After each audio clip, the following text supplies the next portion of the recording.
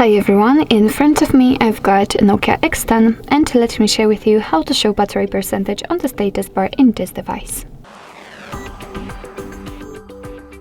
So first of all, let's enter the settings, and here we have to find the option the battery. As you can see, it will be almost at the very top on the 5th position. Now we have to find the third section, let's say, and here we've got the battery percentage option.